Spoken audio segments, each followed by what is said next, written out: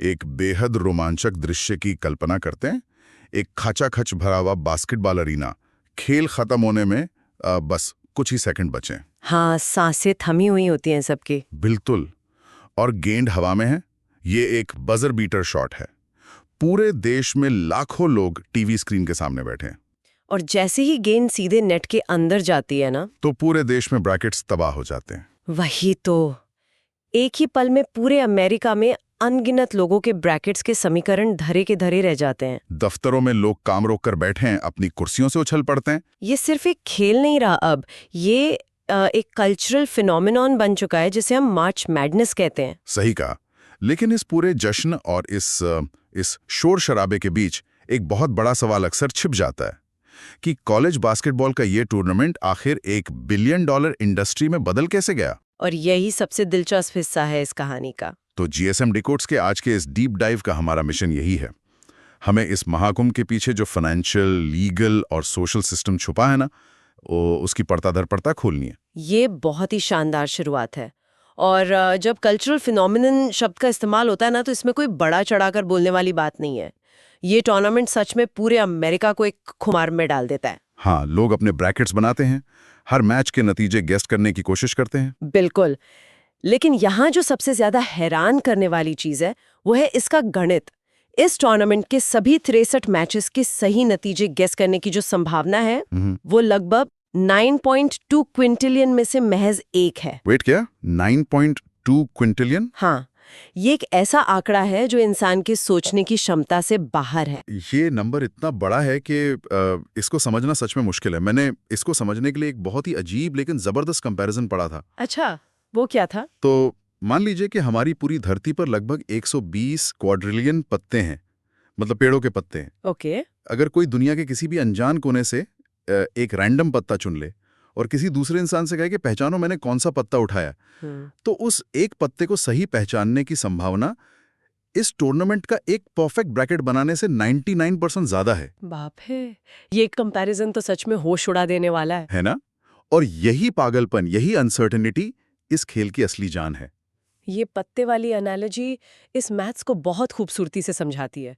और मजे की बात देखिए कि ये अनसर्टेनिटी सिर्फ कागज पर नहीं है, ये हर साल कोर्ट पर साक्षात नजर आती है। बिल्कुल। अगर 2026 के ताज़ा माहौल को ही देख लें तो हम देख सकते हैं कि हालात कितनी तेजी से बदलते हैं। सिलेक्शन संडे से ठीक पहले ड्यूक जैसी टीम नंबर 1 ओवरऑल सीड पर अपनी जगह पक्की कर लेती है। हाँ, ड्यूक तो हमेशा से स्ट्रांग रही है। लेकिन उसी दौरान फ्लोरिडा जैसी मजबूत टीम जिससे सबको इतनी उम्मीदें थी, उसे वैंडरबिल्ट से 17 पॉइंट के बड़े अंतर से हार मिलती है। वही तो, किसी ने सोचा भी नहीं था ये। और इतना ही नहीं, पिछले साल की चैंपियन यूकॉन को बिग ईस्ट टूर्नामेंट के फाइनल में सेंट जॉन्स ने पूरी तरह पछाड़ दिया। मतलब इस टूर्नामेंट में कोई भी टीम सेफ नहीं है। सही बात है। लेकिन आज के इन $10 बिलियन के टीवी कॉन्ट्रैक्ट्स और इस इतने बड़े ड्रामे को देखकर ये यकीन करना मुश्किल होता है कि शुरुआत ऐसी नहीं थी। बिल्कुल नहीं थी। इस पूरे $1 बिलियन मशीन को समझने के लिए हमें इसके बहुत ही साधारण अतीत में जाना पड़ेगा, जब इन करोड़ों के विज्ञापनों का कोई नामो निशान नहीं था। अगर हम इतिहास के पन्नों को पलटें तो ये सफर शुरू होता है 1939 में।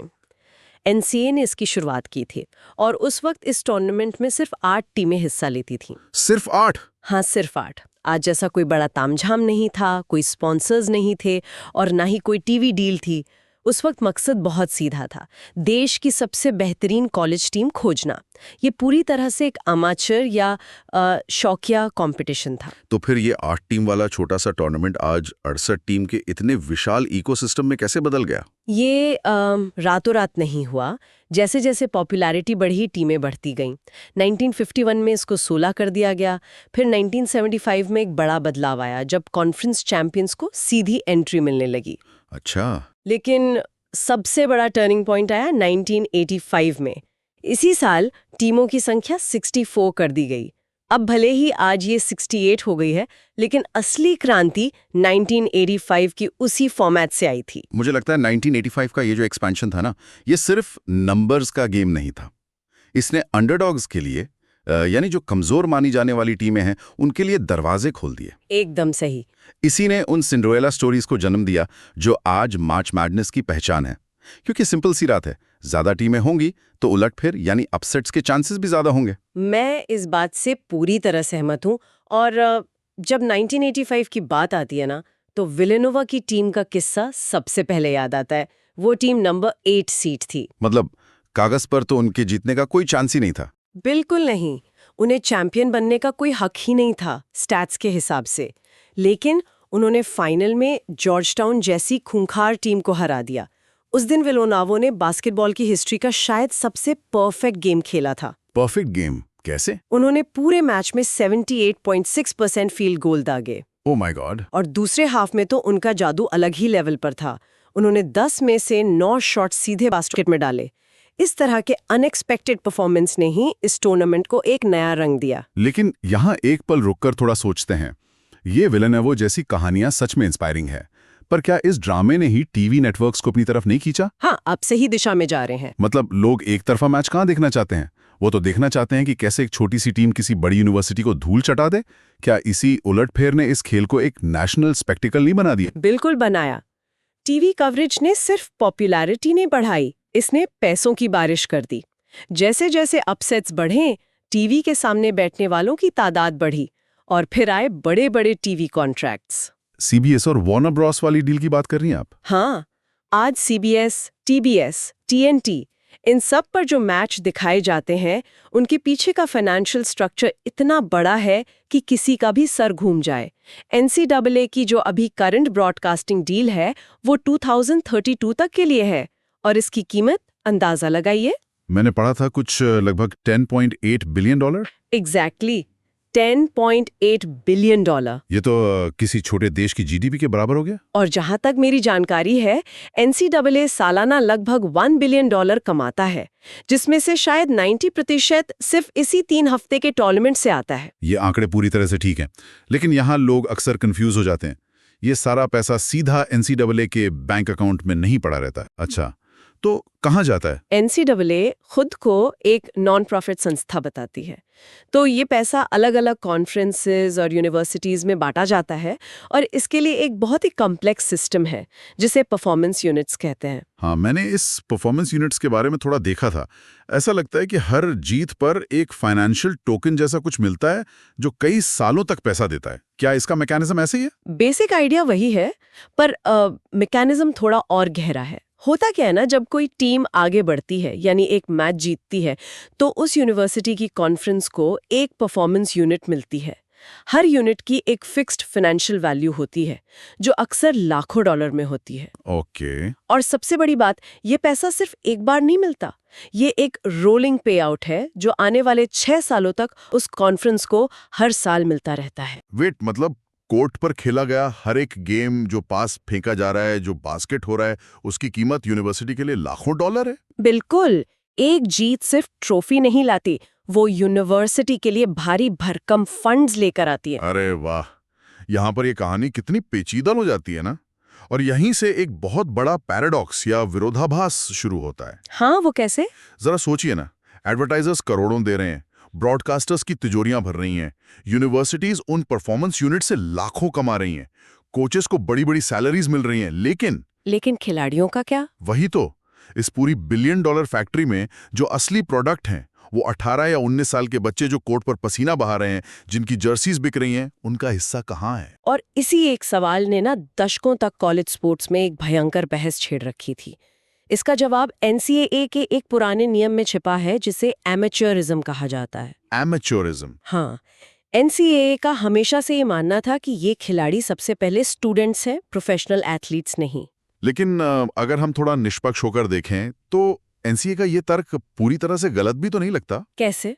मतलब आलोचक अक्सर इस बात को भूल जाते हैं कि इन खिलाड़ियों को मुफ्त पढ़ाई मिल रही है, रहने खाने का पूरा खर्च मिल रहा है, वर्ल्ड क्लास मेडिकल फैसिलिटीज और टॉप ट्रेनिंग मिल रही है।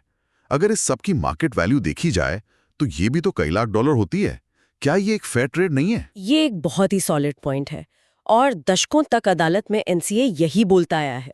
उनका तर्क था कि स्कॉलरशिप ही असली मुआवजा है, और डायरेक्ट सैलरी ना देने से कॉलेज स्पोर्ट्स की पवित्रता बनी रहती है। पर दूसरी तरफ का आर्ग्यूमेंट भी उतना ही स्ट्रांग था। बिल्कुल। आलोचकों का कहना था कि ये एक तरह से बिना पैसे की मजदूरी है, जब कोच करोड़ों छाप रहे हैं, नए स्टेडियम बन रहे हैं, टीवी चैनल्स अमीर हो रहे हैं, तो जो खिलाड़ी अपनी बॉडी, अपना करियर रिस्क पर डाल रहा है, उसे उसका सही मार्केट वैल्यू क्यों ना मिले? सही बात है। एक इंजरी उनका पूरा सपना तोड़ सकती है। वो बस एक डिग्री के भरोसे इतना बड़ा रिस्क कैसे लें? वही तो, ये टकराव हमेशा के लिए चल भी नहीं सकता था। और 2021 वो साल था जब इस पूरी व्यवस्था की नींव हिल गई। हाँ, मुझे याद है। सुप्रीम कोर्ट का वो हिस्टोरिकली बड़ा केस, NCAA वर्सेस एल्स्टन, इसने तो पूरा खेल ही बदल दिया। एकदम सही। मैंने इस केस के बारे में सुना है कि ये एंटी ट्रस्ट लॉस से जुड़ा था, पर थोड़ा आसान भाषा में समझाइए कि ये एंटी ट्रस्ट यहाँ कैसे लागू होता है? सकते और ना ही किसी की मजदूरी जानबूझकर कम तय कर सकते हैं। अच्छा। सुप्रीम कोर्ट में ये बोला गया कि NCAA और यूनिवर्सिटीज मिलकर एक कार्टेल की तरह काम कर रहे हैं। उन्होंने आपस में तय कर लिया था कि किसी खिलाड़ी को पैसा नहीं देना है, मतलब उनकी सैलरी आर्टिफिशियली 0 पर फिक्स कर दी गई थी। वाह, ये तो बहुत बड़ा पॉइंट है। सुप्रीम कोर्ट ने सीधा कहा कि ये एंटी ट्रस्ट लॉज का उल्लंघन है। उन्होंने NCAA को साफ कह दिया कि आप अपने मोनोपोली का फायदा उठाकर इन बच्चों को उनके हक से महरूम नहीं कर सकते। इसे एक फैसले ने तो मानो सालों से बंधा हुआ बांध ही तोड़ दिया, क्योंकि जहां तक मुझे याद है इसके तुरंत बाद ही NIL डील्स का रास्ता खुला था। नेम, इमेज एंड लाइकनेस यानी NIL। ऑल्स्टन केस के बाद NCAA को घुटने टेकने पड़े। NIL ने सब बदल दिया। अब कॉलेज एथलीट्स अपने नाम और शोहरत से पैसा कमा सकते हैं। मतलब एंडोर्समेंट्स और स्पॉन्सरशिप्स। बिल्कुल। अब वो किसी कार शोरूम का ऐड कर सकते हैं, सोशल मीडिया पर ब्रांड्स प्रमोट कर सकते हैं, वीडियो गेम्स में अपने चेहरे के लिए रॉयल्टी ले सकते हैं। आज कुछ हाई प्रोफाइल खिलाड़ी इन डील से लाखों बल्कि करोड़ों डॉलर कमा रहे हैं। वो जो 100 साल पुराना एमेचर मॉडल था ना, वो एक झटके में ढेर हो गया। इस पूरी क्रांति को अगर एक उदाहरण से समझें तो सोचिए कि किसी हॉलीवुड की ब्लॉकबस्टर मूवी के मेन एक्टर्स को सालों तक सेट पर सिर्फ कैंटीन का खाना और रुकने की जगह दी जा रही थी। हाँ, बिल्कुल वैसा ही है। मूवी बॉक्स ऑफिस पर अरबों कमा रही है, डायरेक्टर अमीर हो गया, पर एक्टर्स को बोला जा रहा है कि तुम्हें एक्सपोजर मिल रहा है ना, वही काफी है। और अब 2021 के बाद पहली बार उन एक्टर्स को फिल्म के प्रॉफिट का चेक मिलना शुरू हुआ है। ये हॉलीवुड वाली एनालॉजी बिल्कुल फिट बैठाती है इस सिचुएशन पर। अब खिलाड़ी अपनी असली कीमत समझ रहे हैं, पर इन सब करोड़ों के आंकड़ों और लीगल केसेस के बीच हमें उस ह्यूमन स्टोरी को नहीं भूलना चाहिए जो इसका असली सेंटर है। हाँ, आखिर कोर्ट पर तो वही 18-19 साल के बच्चे ही उतरते हैं। एग्जैक्टली। इन आम दिखने वाले खिलाड़ियों पर जो प्रेशर होता है, वो हम बाहर बैठे लोग इमेजिन भी नहीं कर सकते। उन्हें अपनी पढ़ाई देखनी है, लगातार ट्रैवल करना है, और ऊपर से मीडिया और फैंस का इतना भारी दबाव। और उनके लिए तो ये बस एक महीने का टूर्नामेंट नहीं है ना, ये उनके करियर का डिसाइडिंग पॉइंट होता है। एक अच्छा टूर्नामेंट उन्हें सीधा NBA ड्राफ्ट में टॉप पर पहुंचा सकता है, करोड़ों की डील्स मिल सकती हैं, और एक खराब मैच या एक इंजरी सब कुछ खत्म कर सकती है। बिल्कुल। वो स्ट्रेस उनके हर एक जंप में, हर एक पास में नजर आता है। और यहीं पर एक बहुत अजीब सी चर्चा सामने आती है, क्योंकि इस टूर्नामेंट में इतना पैसा और प्रेशर है, इसीलिए बाहर बैठे हम जैसे लोग या फैंस इस अनसर्टनिटी को प्रिडिक्ट करने में लग जाते हैं। ब्रैकेट एनालिटिक्स और डेटा का जो क्रेज है, लोग बस इमोशन पर टीम नहीं चुनते। अब केनपॉम जैसे एडवांस स्टैट्स देखते हैं। केनपॉम तो आजकल ब्रैकेट एनालिटिक्स की दुनिया का भगवान बन चुका है। ये सिस्टम प्लेयर्स के इमोशंस नहीं देखता, ये बस टीम की एफिशिएंसी देखता है। और ये पॉइंट्स नहीं देखता, ये पर 100 पोजेशंस के हिसाब से टीम को जज करता है। थोड़ा रुकते हैं यहाँ, ये पर 100 पोजीशंस का एक्चुअल मतलब क्या है, और लोग बस सिंपल पॉइंट्स क्यों नहीं देखते? ये बहुत ज़रूरी डिस्टिंक्शन है। देखिए, कुछ टीमें बहुत फास्ट खेलती हैं, वो जल्दी जल्दी शॉट मारती हैं, तो उनके टोटल पॉइंट्स हमेशा ज़्यादा दिखेंगे। हाँ, नेचुरल है।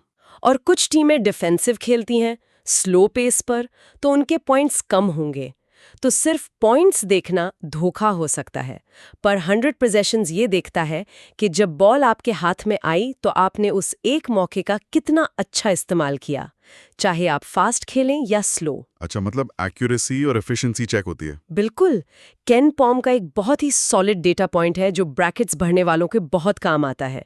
पिछले 28 सालों में से 26 नेशनल चैंपियंस ऐसे रहे हैं जो टूर्नामेंट से पहले ऑफेंसिव और डिफेंसिव दोनों एफिशिएंसी में टॉप 20 के अंदर थे। ओ वाओ, 28 में से 26, ये तो बहुत बड़ा पैटर्न है। है ना? इसका मतलब चैंपियन बनने के लिए सिर्फ स्कोर करना काफी नहीं है, डिफेंड करना भी उतना ही जरूरी है। अगर इस साल की बात करें तो ड्यूक, मिशिगन, एरिजोना और ह्यूस्टन जैसी टीमें इस मॉडल में बिल्कुल फिट आती हैं। इसका सीधा मतलब है कि लोग इन स्टैट्स को उलट-पलट पकड़ने के लिए यूज करते हैं।